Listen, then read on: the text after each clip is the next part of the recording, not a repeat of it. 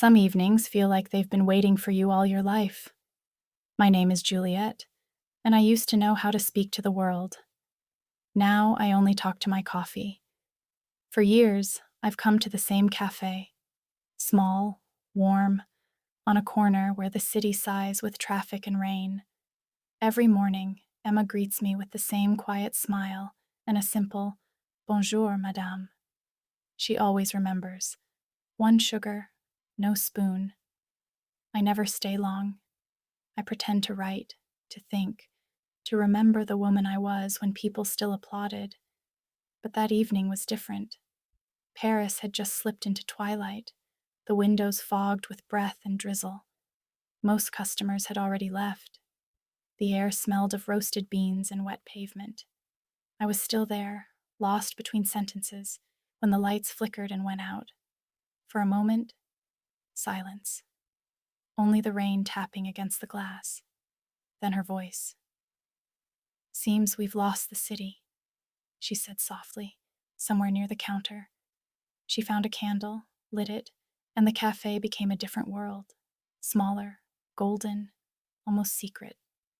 Shadows moved on the walls like memories.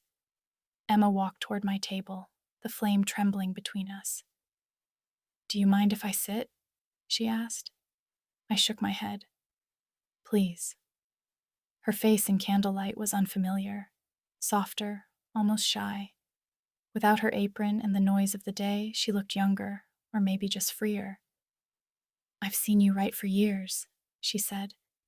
"Are you working on a book?" "Trying to," I smiled. "But I keep writing about things that no longer exist." She tilted her head. "Maybe that's why they need to be written." Outside, a car splashed through puddles. Inside, the world narrowed to 2 cups of cooling coffee and a flame that refused to die.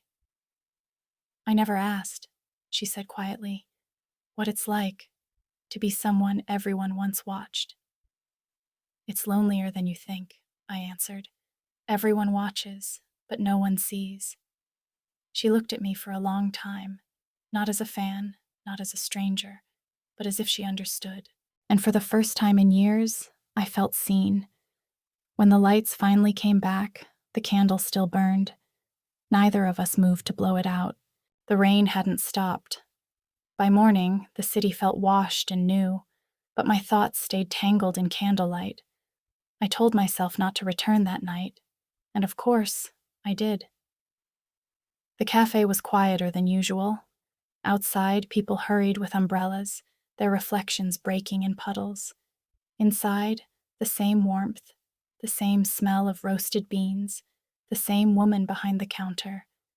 But when Emma saw me, she smiled differently, as if we shared a secret no one else could see. "You came back," she said. "I wasn't sure if I should." She wiped the counter with slow, careful hands. Neither was I. For a while, there was only the sound of the espresso machine, the soft clatter of porcelain. Then she turned off the music, poured 2 cups, and joined me without asking. "I used to be afraid of nights like that," she said. "Silence made me nervous. Now I miss it." I smiled. "I used to fill every silence with words. Now I wait for the ones that matter." She looked at me for a long moment. The cafe lights reflected in her eyes like tiny constellations. "Do you miss it? The stage?" "Sometimes," I said, "but mostly I miss having someone to tell the truth to." Emma leaned back, thoughtful.